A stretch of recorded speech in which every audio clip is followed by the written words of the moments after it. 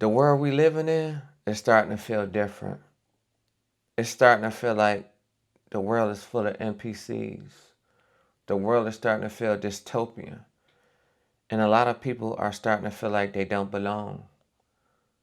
People are starting to feel like they can't relate. So in this video, we're going to show you what people have been going through. Let's see. I'm at a point in my life where I feel like I do not relate to anybody. I mean, I'll overhear conversations in public, and it's like people talking about other famous people that already are rich and have everything that they want. And I'm like, that's really what's on your mind? Like, you don't want to do that yourself? Hey, bro, did you catch that fight? Did you catch? No. No, I didn't, dude. I don't care about that. I mean, it's literally to the point where I am so obsessive. Like, I'm obsessed. And I don't even have everything figured out. I'm still figuring it out as I go. But I know in the end, either way, I'm gonna make it work. Because I'm not gonna settle for anything less.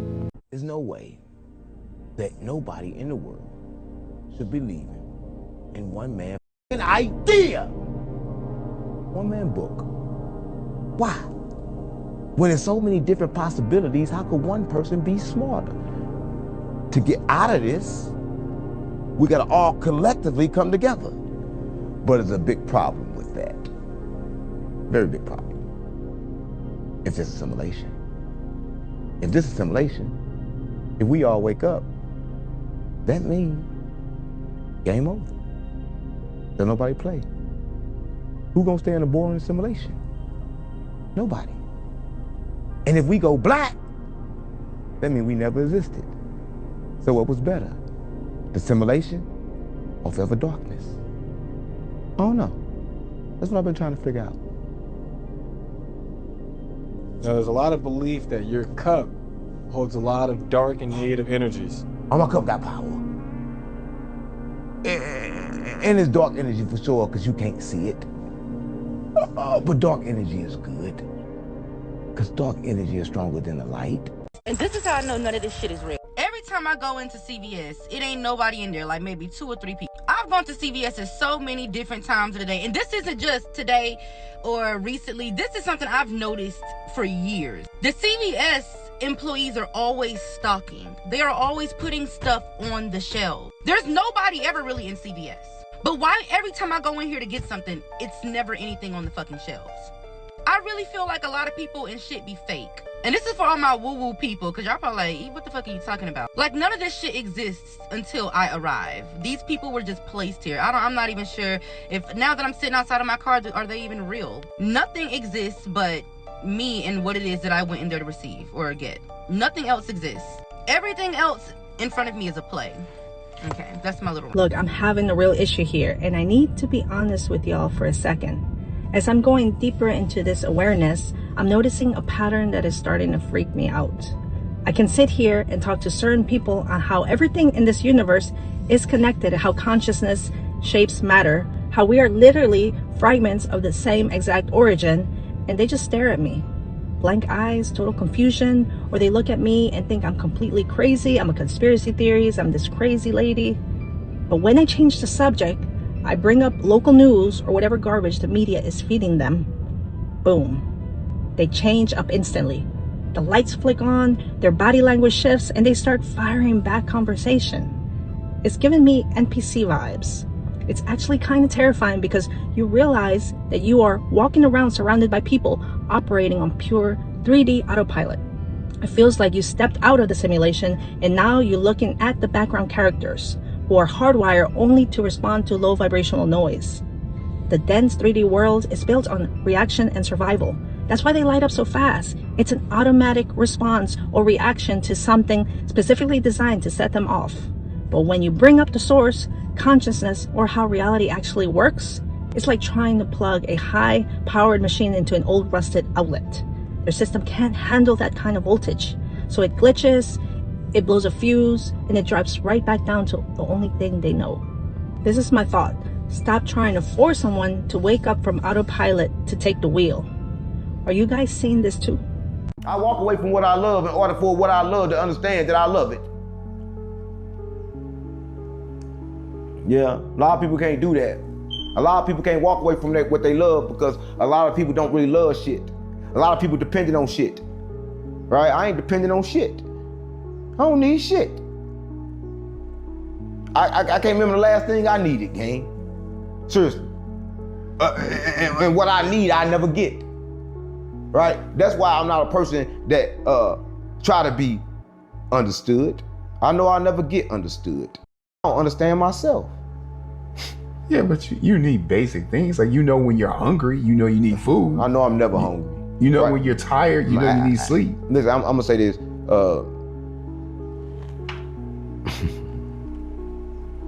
To know is to know that you know nothing at all. You probably will never understand that, right? That's the true essence of knowing, to know and realize that you know nothing at all, because there's nothing to know, right? I only can tell you part of what things do. I can't tell you in full what anything is. I'm going to be honest, man. When you are awakened, and I'm talking about awakened when you're past thinking about the things of this world, when you think so deep about life and so deep about everything, when you're awakened, when all of your senses, man, and I'm not talking about all of your chakras are active right now, because I'm trying to get all of mine active. And if any of y'all know about what chakras are, you know what I'm talking about. But when you are awakened to the way that this world really is, and the things that you see that other people cannot see, the things that you hear and the things that you notice that other people cannot notice, it is a lonely life. It is a lonely life, because we're all energy, and everybody is not going to be on your level. Everybody does not see what you see, and many people have called you crazy. Many people think you out of your mind. Many people think that you don't like them, or that you don't like being around other people. But the fact is, your thinking and your thought process is so deep about this life and the existence and how we got here and everything that's around us. You're in tune with nature. You're in tune with everything, and people don't get that. And sometimes, man, people are born that way, but other times, people like me, you go through a trauma or you go through a tragedy, and you recognize, man, that we're in this matrix. You recognize that this world is fake, and you begin to see things and you begin to see people way different, man. You begin to see that this is a system, that it is a system that's set up and designed, man, that somebody is sitting back, man, and they designed this system to watch people labor and suffer. You begin to see things way different, man, when you're awakened. And I tell you, when you become awakened, it's only a very, very, very, very few people who are going to understand who you are and why you walk the way you walk and why you do the things you do, why you think the way you think. When you are awakened to this world, when you are awakened to life itself, to consciousness, you become somebody completely different that nobody understands. And everybody and most people around you gonna think that you're crazy and think that you're nuts. I want to say to those who are awakened, who are lonely right now, you're not by yourself.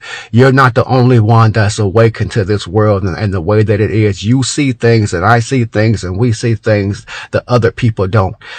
If it's you, if you're one of those people who are awakened, leave a comment on there. If you're one of those people who are becoming awakened, you're becoming aware of everything around you, all the lies that we've been told, all the manipulation that we've been told about our existence and how we got here and everything. If you are one of those people, leave a comment. And if you want to know more, leave a comment. I get asked this question all the time. What's the point of life? But that's the thing right there. There is no point to life. You are a point in life. We all are. And that's the first thing they stole from you. They convinced you that your life is somewhere else, somewhere beyond you, hidden behind something that you hadn't earned yet. And now you sit inside existence, asking existence for permission to exist. A wave asking the ocean why water exists. A heartbeat demanding a thesis before beating. A fire asking for the point of burning. You are not outside life examining it. You are one of the places it's happening. And the reason why this generation feels so spiritually exhausted is because people stop participating in life and started spectating themselves instead. You don't live first anymore, you monitor first. What's the point? What's my purpose? What's the meaning? What's the reason? Why continue? How do I keep living? But look at the structure. Your mind has turned existence into a courtroom. Life is standing trial every morning. You wake up interrogating reality before touching it. And then people wonder why they feel disconnected from living. It's because you keep trying to solve life before entering it. But trees never formed philosophies about photosynthesis before growing. That didn't happen. Rivers never located their purpose before flowing anywhere. I'm trying to get you to understand what I'm saying. expand, stars explode without understanding cosmology, and somehow humans are the one creature arrogant enough to believe that existence must become fully explainable before participation is allowed. What's my purpose? It's the same problem. You purpose. Purpose is not hidden behind your life. Purpose is what your life does while touching other lives. But you were taught to think like machinery, like you were manufactured toward a final assignment. So people spend 20 years trying to become valid enough to begin, waiting for the right identity, the right certainty, the right self, the right destiny. And this is why so many people gave up their capacity to be dreamers on the way to their dreams, because eventually the dream stopped being alive. It became permission to rest, permission to matter, permission to finally feel complete. And this is why so many people get everything they thought they wanted and still feel empty, because they spent their entire life trying to arrive somewhere instead of remaining present enough to live while moving toward it. I need to find myself. Then who was the one searching? Get what I'm trying to tell you right now. You talk about yourself like misplaced luggage, like somewhere out there is a completed version of you waiting to be discovered, instead of a living system still moving, still being formed through grief and love and failure and embarrassment and responsibility and touch and loss and creation and survival. Human beings are not uncovered, they are accumulated. And then comes anesthesia spirituality. Everything happens for a reason, but no, some people do fail you. Some systems fail you. Some damage is damage. And the reason why that sentence sounds so comforting is because randomness terrifies the nervous system. Because if everything happens for a reason, then nobody abandoned you, nobody betrayed you, nobody chose themselves over your pain. You know that didn't happen. So the sentence becomes a sedative. It becomes a beautiful way to avoid grief, because not every scar is a secret lesson. Some are just evidence that grace made you continue anyway. And then they told you that happiness was the goal. So not everybody's surveilling themselves to death. Am I happy? Why don't I feel fulfilled? What's wrong with me? But the happiest moments of your life probably happened while you forgot to monitor yourself entirely, because happiness was never supposed to become government. It's weather. A sunset stops being beautiful the second you demand it to remain permanently in the sky. Waiting for happenstance to become permanent. You watch joy die right in front of you. And here's the other part, right? Here's the other part. The loneliness masquerading as wisdom. You have to love yourself first. Humans learn language from other humans. Why would love emerge any differently? Because some people only discovered they were lovable because somebody finally treated them like they were. But modern culture keeps trying to turn human beings into closed loop systems. Self-contained, self-healing, self-loving, self-regulating, self-sustaining. No wonder everybody's exhausted. Human beings are collapsing, trying to perform the labor of entire villages alone, attempting to carry an ecosystem of support inside one exhausted body. And then comes closure, the fantasy that pain must completely resolve before movement is allowed. But no, some doors never close. Catch what I just told you. Some doors never close. You just stop bleeding when you pass them. That is the truth about closure, for real. Healing is not always an ending. Sometimes healing is carrying ambiguity without collapsing beneath it. But your mind in spectator mode cannot tolerate unresolved existence. It wants certainty and finality and completion and permanent answers. It wants life solved before it wants life lived. And when it cannot solve life, it starts converting pain into philosophy. Now it starts to say it hurts too much. It's too hard. I can't do this anymore. How am I supposed to keep living? I just can't move on. And you're not always supposed to.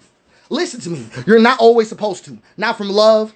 Not from grief, not from betrayal, not from becoming. Some things are not meant to be erased. They become part of your structure without turning into the center of your collapse. I understand what I'm saying.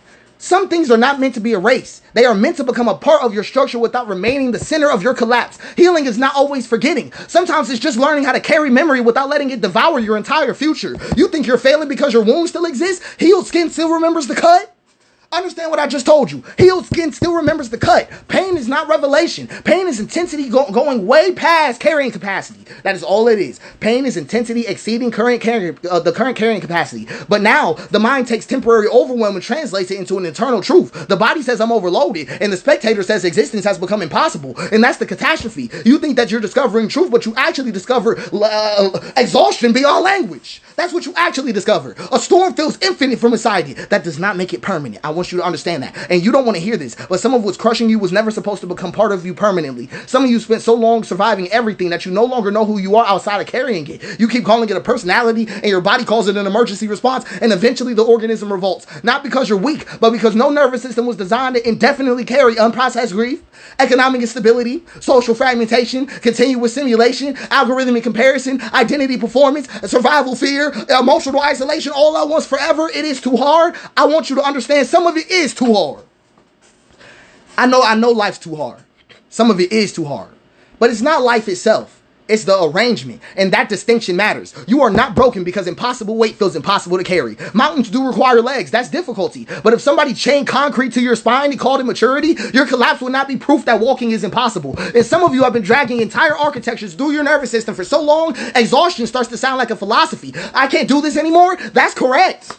That's correct. You cannot continue carrying it the way you've been carrying it. That is not the same as life becoming impossible. Burnout is often the body revolting against prolonged self-abandonment. The nervous system collapses pathways that became unsustainable. That breakdown before work, that crying in the bathroom, that numbness, that exhaustion, that sudden inability to keep pretending, that was not always weakness. Sometimes it was your body trying to free you from an arrangement your mind kept calling normal. But spectator mode renames the collapse. Failure, worthlessness, meaninglessness, hopelessness. And once you've been trained to survive performance, your own humanity starts to feel like dysfunction. And the worst part is that sometimes you ignore your body and go anyway. You get dressed anyway, you answer that email anyway, you clock in anyway, you smile anyway, you perform anyway, and even while something inside you was collapsing hard enough to bring your entire body to tears, and we all know why you walked out that door. It was either rent, or fear, or survival, or obligation, or health insurance, or children, or debt, or expectation, or terror of falling behind, or terror of becoming disposable. And after enough years inside systems that force human beings to override themselves for survival, you stop calling it coercion. You call it maturity. So even your own pain starts sounding irresponsible to you, and you think you're failing life, but your organism is rejecting conditions that no living thing was meant to endure indefinitely.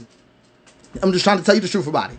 There are things that you're going to have to put down to be alive correctly. Versions of yourself, roles, performances, obligations, identities built entirely around surviving conditions that you're no longer belonging to. Some identities are just scar tissue that learned how to speak. And maybe that's that part that nobody told you. You were never supposed to permanently solve life. You were supposed to live it.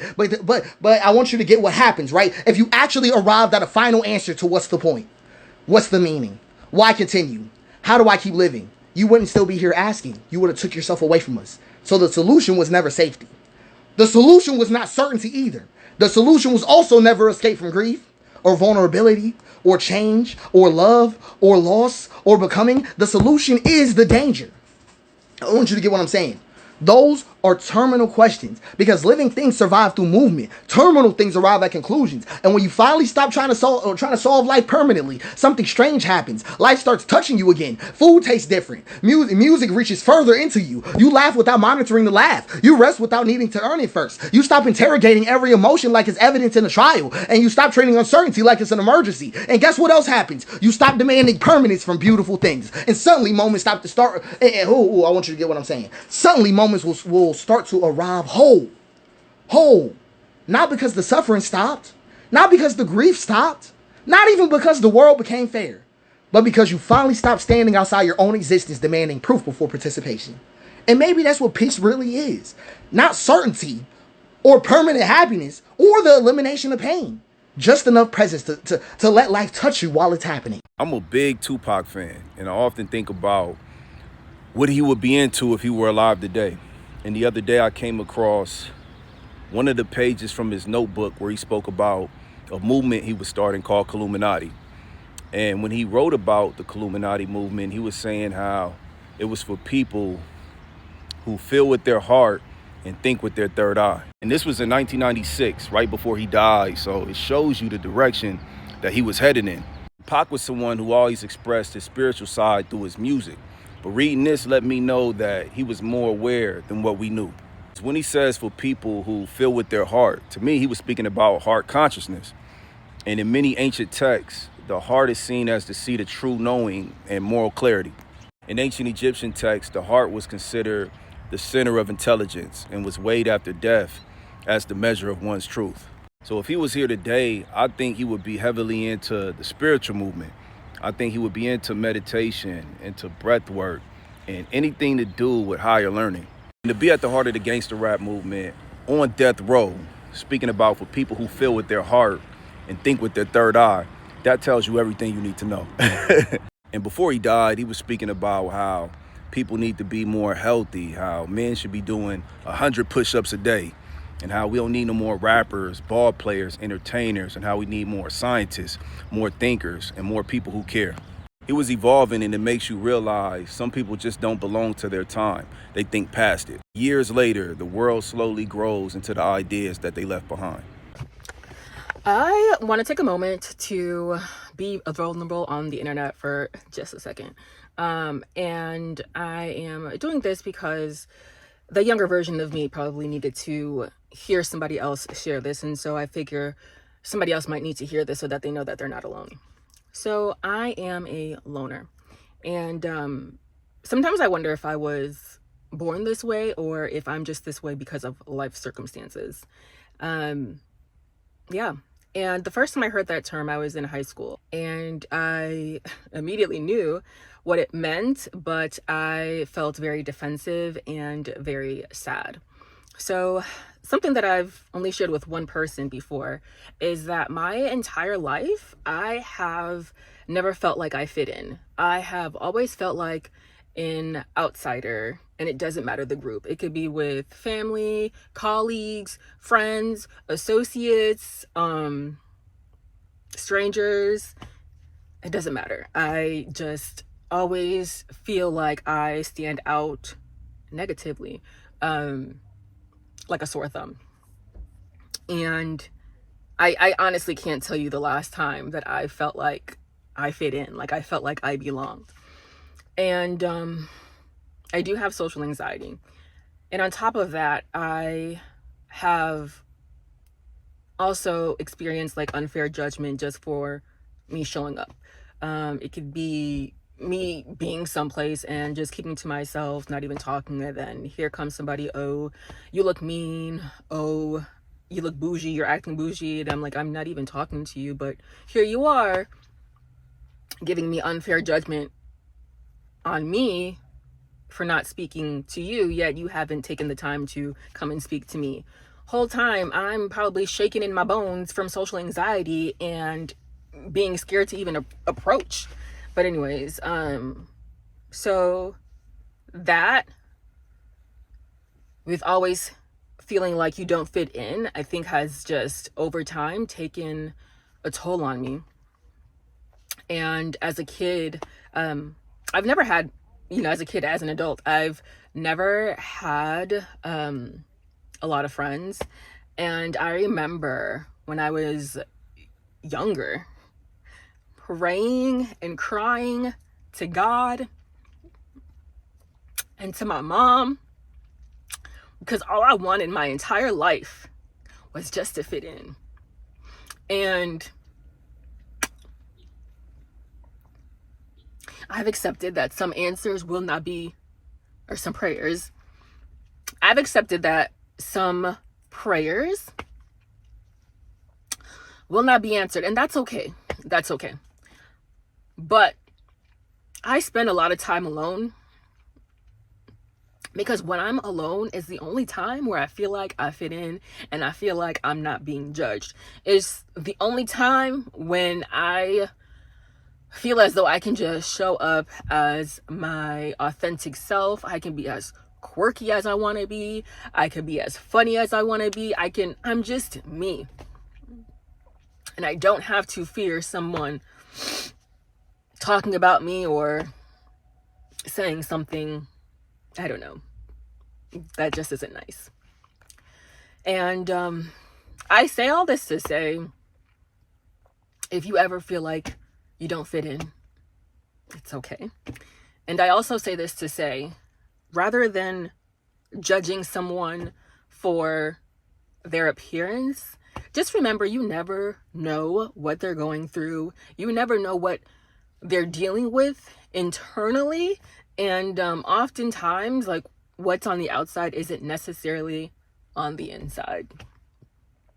And also, for those that don't have a tribe, I hope for you that you one day in your life are able to meet your tribe of people that you can show up to authentically as your whole self.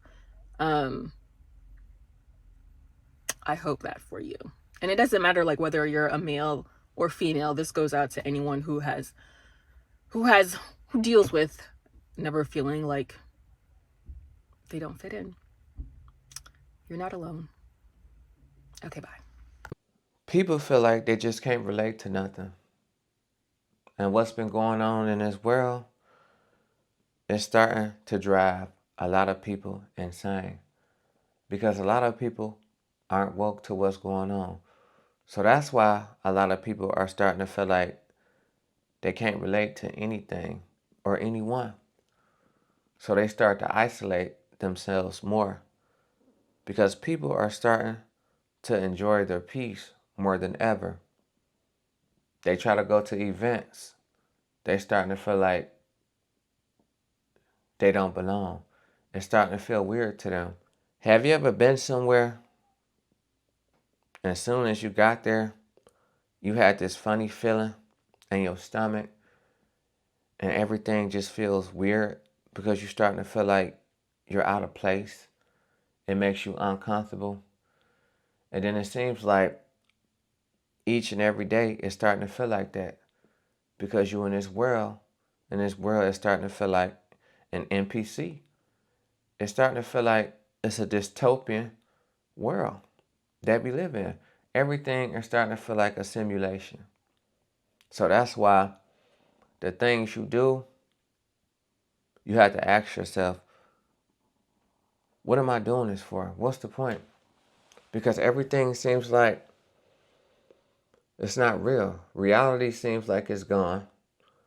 People are more disconnected than ever. You don't talk to friends. You don't talk to family members. Because at the end of the day, nobody knows how to be a true friend and a family member. So that's why it's sad, because there's so much that you go through in life. And you could still find yourself to make time. But every time you try to make time, people always come up with excuses. Have you noticed that? You've been living life too. You could still find time to do these things because you're being considerate. But a lot of people don't want to be considerate. A lot of people just think about them and their time, the selfish manner.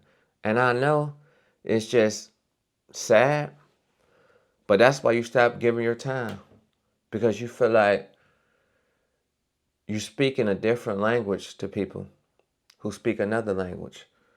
And when you get that feeling, and I know y'all been there before, because I've been there numerous of times, you start to feel like you just wasting your energy. So that's why you feel like you don't belong, because you see what's going on. You're more woke than ever. And that's the hard thing about being woke. It's starting to drive you crazy in a good way. And the reason why it's starting to drive you crazy in a good way, because you always question things now. You always trying to get to the bottom of it. And things that used to just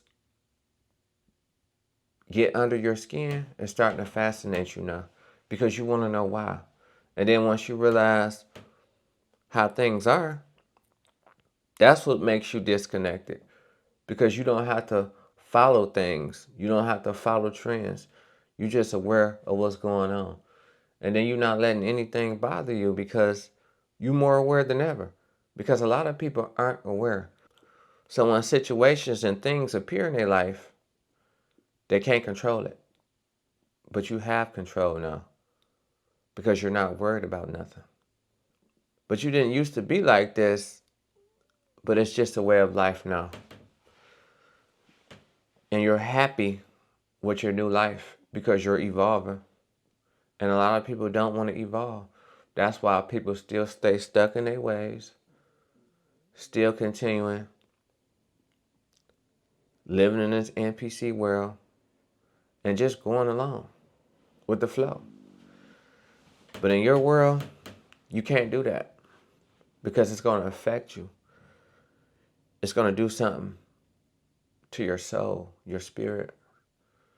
So that's why you rather isolate yourself.